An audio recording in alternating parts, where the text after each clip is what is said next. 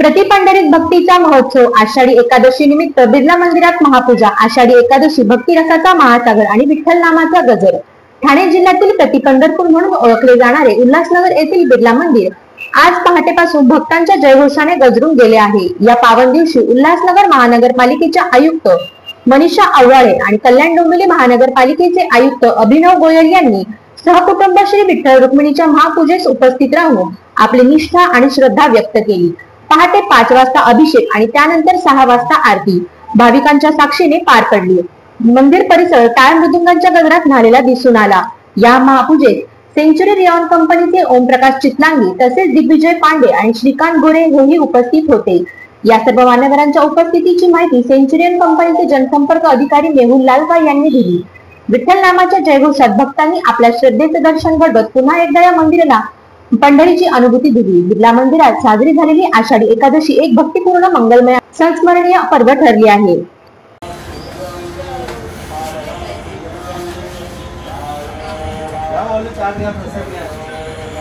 प्रसाद घ्या ते तुळशी हार ताट घ्या या भाऊ तुळशी हार घ्या 10 रुपये।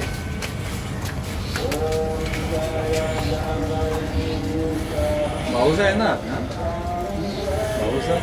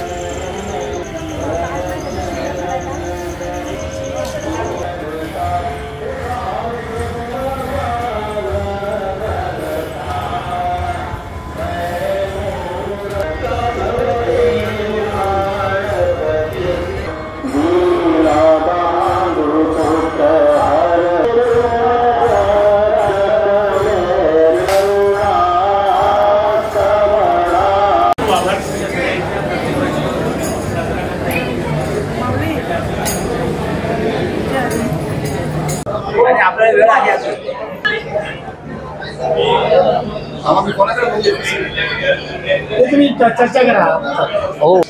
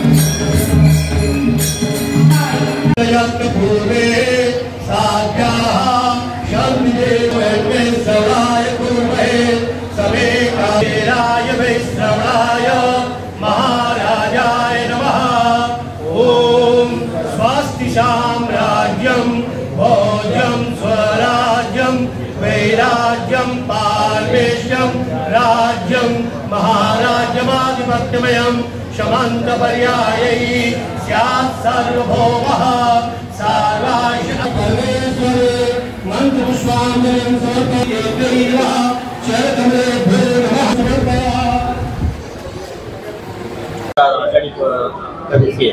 आणि आज बिर्ला मंदिरात आपण पहिल्यांदा आलाय, काय वातावरण आहे आणि काय साकडं मागितलं आपल्याला? आज आषाढी एकादशी निमित्त मी सर्व आपले नागरिक, सर्व महाराष्ट्री नागरिक जेवढे आहेत त्यांना मी आषाढी एकादशी निमित्त सर्वांना सर्वप्रथम शुभेच्छा देतो। आज आपण या ठिकाणी बिर्ला कॅम्पसमध्ये जे विठ्ठल मंदिर आहे, आपण सकाळपासून इथे पूजा अर्चना आणि आरतीच्या इथे अभिव्यक्ती बघितली, आनंदही घेतला। इथे भरपूर भाविक ही येत आहे। आज इथे भजन कीर्तनचाही आयोजन करण्यात आला होता।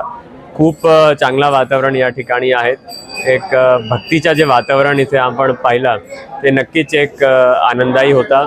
एक जे अध्यात्माची एक अनुभूती आहे तेही आम्हाला या ठिकाणी पाहायला भेटली आणि एक वेगळा एक आनंद इथे साजरा करण्यात आला।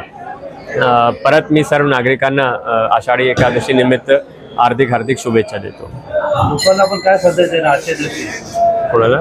लोकांना काय संदेश देणार? लोकांना मी हे संदेश देणार की आपले जे वारकरीची जे एक पृष्ठभूमी आहे, भक्ती मूवमेंटची जे एक आपली एक महाराष्ट्राची पृष्ठभूमी आहे ते आपण जपली पाहिजे। जास्तीत जास्त लोकांपर्यंत आपण ते पोहोचवली पाहिजे।